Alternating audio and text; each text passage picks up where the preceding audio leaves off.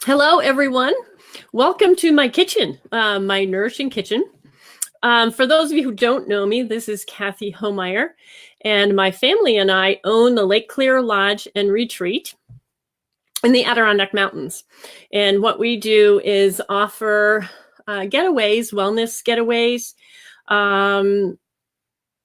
not only wellness getaways, but just family getaways, retreats, all that sort of thing. And have a whole lot of fun. We're on 25 acres. And actually, if you go to lodgeonlakeclear.com, you will see, I'll post this afterwards, you will see where we reside and work and live and play for the most part. And tonight, hi there. This Be Live the comments will come in without a name. So if you'd like to put your name, so I can't comment on to who you are, unfortunately, which I love to do. But let me see how this comes up. See, it comes up like that without that. So if you want to put your name to who I am seeing comment, then go ahead and put your name so I can say hello. I appreciate you coming on. Tonight I'm doing corned beef with celery juice. I've done this off and on around St. Patrick's Day time, because that's, mostly when you see the corned beef and the brisket, right? And I've done it in the past and with different spices, and I didn't really like it. So this year I tried again. And oh my gosh, we had dinner the other night with the corned beef, and we made cabbage and potatoes and the whole 9 yards, and it was fabulous. So I'm trying to share that recipe. On this, I do have up on the screen the blog post and recipe at, I made a bit.ly link. So the / is Cathy's corned beef. Pretty sure you can get to that. So if you want to take a look at that recipe now or later, you can certainly do that. And even though I can't see your name, please do say hello in the chat and tell me you're here. And if people haven't seen the Be Live format before, then what I am doing kind of is looking at the back part of my screen. I can see comments, and I'm also going to post up some pictures that I took while I was making my corned beef. Okay, so that's going to come up on the side of the screen. So in the meantime, if I'm not totally, somebody saying yum, so even if I'm not totally paying attention to the camera, that's because I'm looking at the back end, see if there's any questions, comments, or anything else. So if this is, again, about, if you're just chiming on, this is about making your own corned beef. I'm Miss Sheffy tonight. And some of you know me from my Akashic Academy show on Sundays and Mondays, actually. There's 2 days now. One's a live, one's a replay. And in those, I do more bumping up the vibe of food and more energist types of things.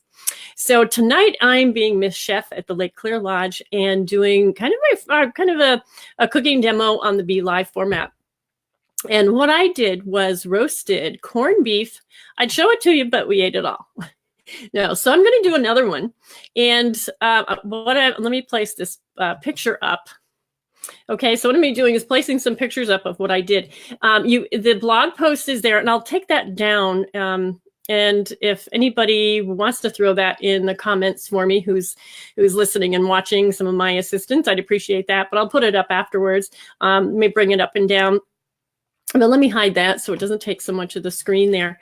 So what I did was roast my own corned beef. Usually it's all nitrates, right? The most of what we know are the packets of corned beef bought in the store with a little packet of spices with the nitrates and things like that. So this is just a way to make it more your own. For one thing, you can use the spices that you want to, and also know the ingredients that are in there. Now, celery juice, the picture there is the beef that I have with celery juice that I made, basically because it's like, well, where do you get celery juice? Well, take the pieces of celery. Let me take this one down. And again, for those that I'm actually really paying attention because I'm coming from the backdrop here. So what I did was take some celery pieces and threw them in the food processor. And that's what I have in this picture here, which I'm going to put on my beef here in a minute.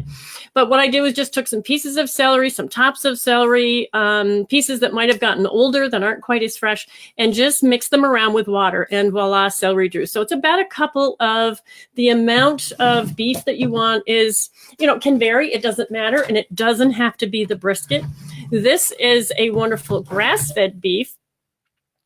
I'll take this down. This picture is probably just as good as the one I have here. I have another roast. It's grass-fed beef. So this is perfect for a grass-fed cut because grass-fed, whether it's brisket or not, tends to be leaner, and some people call it tough. So marinating it in this type of brine really makes it wonderful and tender.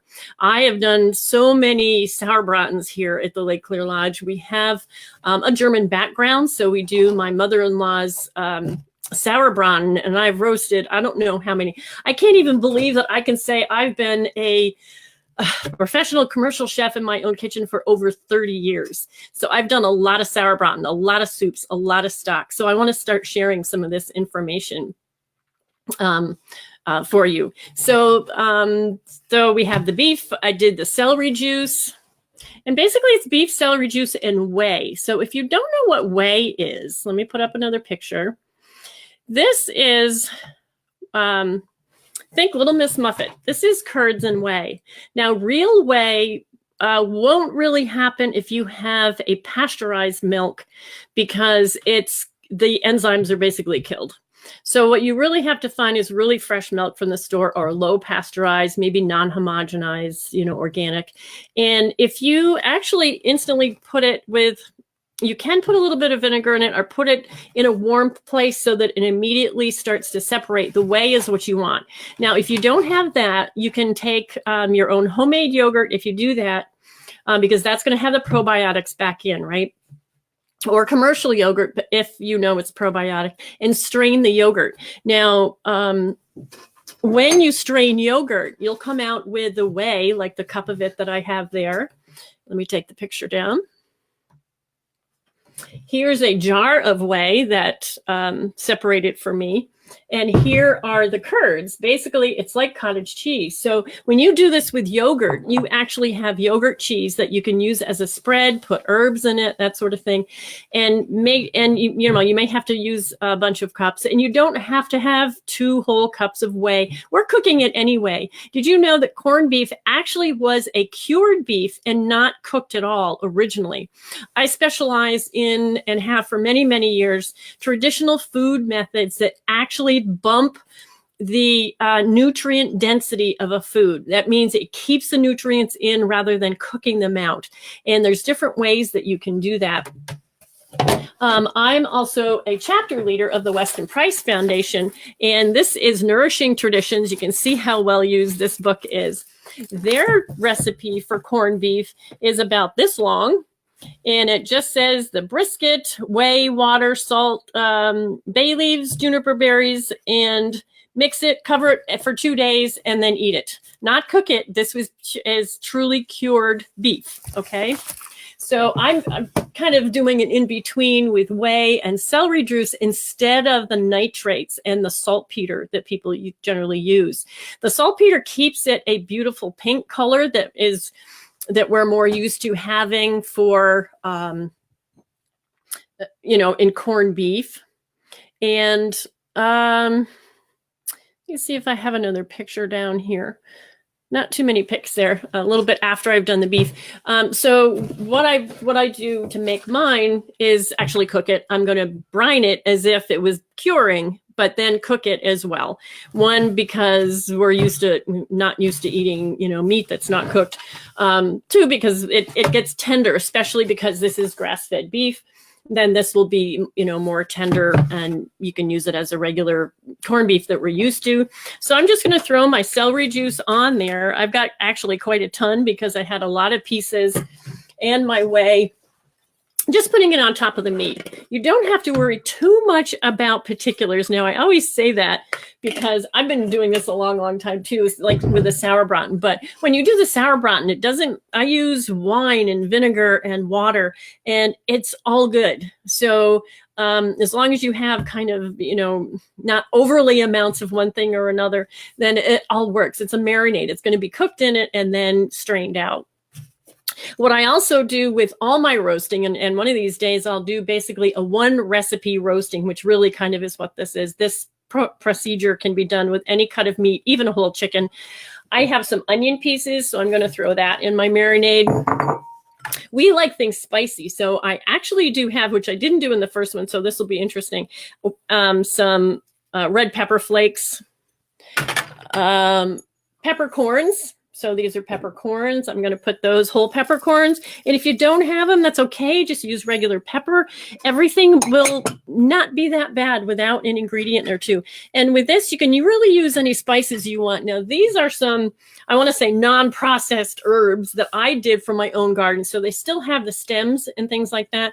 So these are perfect for a marinade because they're hard to get the stems out to use in a dish. So I'm putting some of the stems and marinade in. And one of these days, we'll get another camera so you can see this. But really all I'm doing is putting it into my bucket, all the meat, the marinade, and the veggies. And I'm going to let it sit in the cooler for 3 to 5 days. And you can even do it longer if you want. You really want it to be covered so that all the meat is marinated, but you can actually flip it up, off and on, of course, in the brine.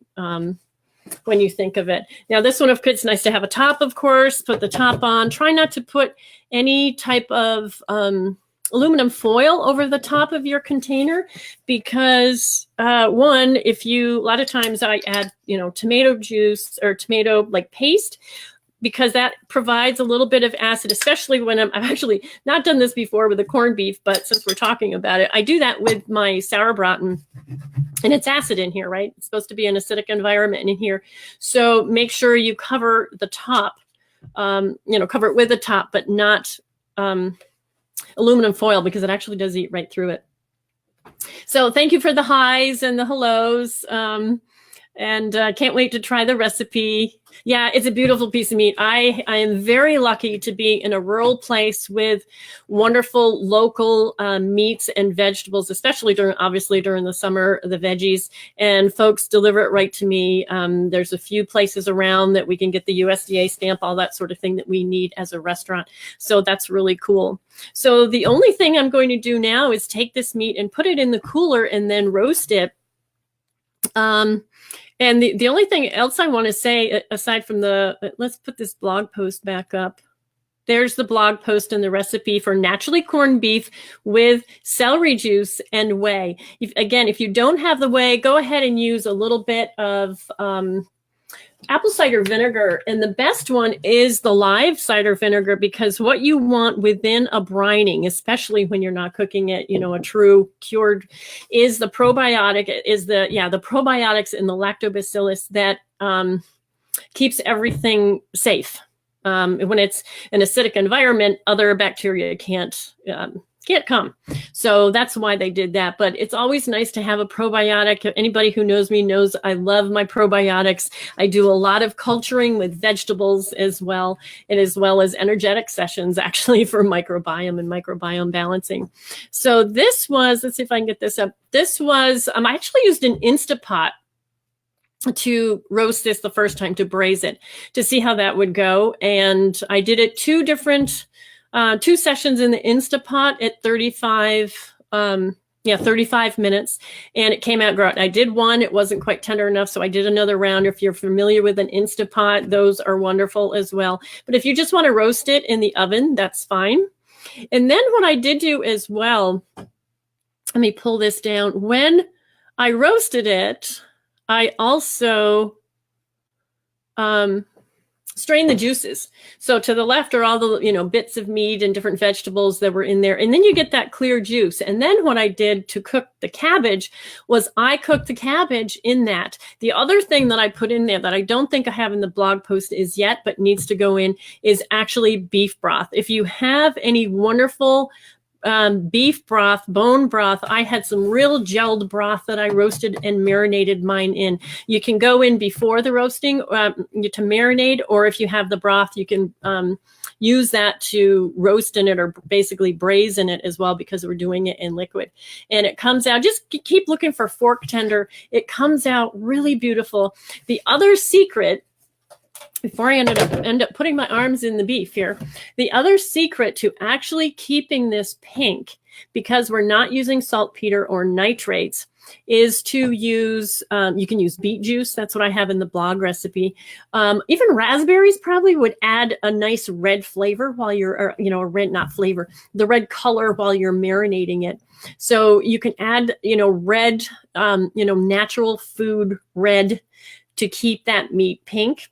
We're used to seeing the pink from corned beef, and otherwise it will just come out like a regular roast beef and look like a gray or brown color. But the flavor was awesome. The celery, celery itself is actually very cleansing. So that's why I like the idea of marinating beef with celery juice. Now, it does contain a little bit of nitrate. Nitrate and your especially whey and acid that you put in will create a little bit of nitrate. So it's not truly nitrate free, but it's certainly process free. And you can use pretty much it, any spices that you want. I did this one time and used some commercial spices and just didn't like it at all. It was a spice packet. And I was like, oh, no. So I did my own. So there's some different spices. You can use what you want. Make it, taste on a flavor that you and your family would like, and just roast it and make some naturally corned beef. Do this any time of year. Anytime you have beef, you don't have to wait to see if you can find a brisket. Use any cut of beef. You could probably even do this with, beef stew beef if you wanted to, and you'd already have pieces. So, don't let anything limit you. Think out of the box when you're making traditional foods. And put questions in the comments. If you didn't catch this live, then go ahead and put questions in the comments. I'd be happy to answer them. If you have any questions about the ingredients, about what I did, or about the blog post, and I can certainly, change and add that anytime I want if any questions come up. So thanks for watching, and have a great holiday that's coming up. I do want to mention that we do have our Common Roots cookbook. It is one that we've had published, and it makes a great gift.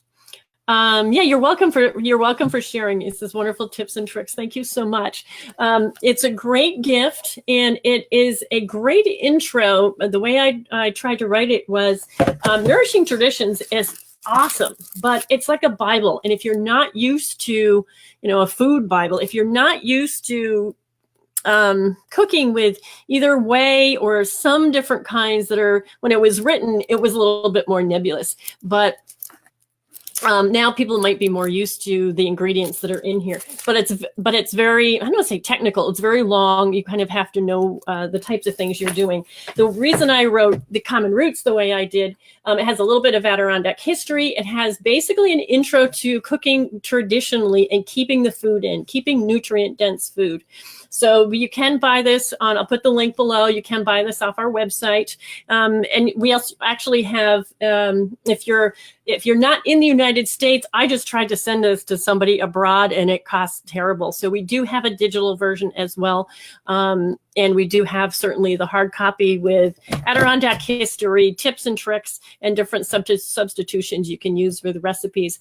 And also check out lodgeonlakeclear.com. I'll just put that up again. This is our website. It's lodgeonlakeclear.com. And we do have monthly wellness retreats, both online and on site. I'll just put up the website, lodgeonlakeclear.com. You can check that out. We also have a live webcam. So if you go to the homepage and scroll down, it's dark now, of course, where we are as I'm taping this. But if you're seeing this during the day, go to lodgeonlakeclear.com. You can see, especially at sunset, you can see our beautiful sunsets over St. Regis Mountain. So no matter, even if you never make it here, you can still enjoy a sunset and come into my cooking shows and cooking classes. So I hope to see you again and have a great one. Stay nourished, everybody.